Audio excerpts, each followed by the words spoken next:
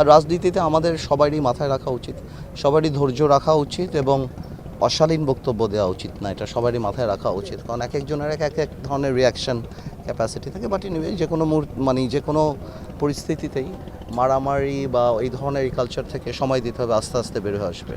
এটা তো অনেক বছর ধরে হয়ে আসছে। আমি শিওর ইনশাল্লাহ সময়ের সাথে সাথে গত 17 বছরে যে সরকাররা ছিল সেই তুলনায় আমি পজিটিভলি দেখি যে আপনার পত্রিকার পাতায় কোনো গুম নাই, কোনো খুন নাই, কোনো ব্যাংক লুট নাই, কোনো মামলা নাই, কোনো অদৃশ্য মামলা নাই, হ্যারাসমেন্ট নাই। আমার এখানেই ভোলাতে 4.5 মাস আপনি কেউ বলতে পারবে না অপোনেন্টের উপরে কোনো একটা মামলা দেওয়া হয়েছে, কোনো ধরনের প্রেশার ক্রিয়েট করা হয়েছে বা কোনো ধরনের ওরকম দুর্নীতি, জিআরটিআর, কাবি খাওয়া বিক্রি, সব কিছু ওপেন। আপনারা টিনো সাহেব আমার সাথে আছেন, আপনারা যাবেন, লিস্ট আনবেন, দেখবেন কোথায় কী কাজ হচ্ছে। তো সুতরাং আমি মনে করি আগের যে কোনো সময়ের চেয়ে এই সময়কে কোনোভাবে আপনি তুলনা করতে পারবেন না। এবং ঢাকাতেও যদি আপনি দেখেন, আপনি পত্রিকার পাতা খুলে দেখেন, ওরকম কোনো মেজর করাপশন বা এটা এখন ইন্ডিভিজুয়ালি যদি কেউ কিছু করে অবশ্যই সেটার দায়ভার তো সরকারের, এবং সরকার সে দায়িত্ব নিয়েও কাজ করছেন।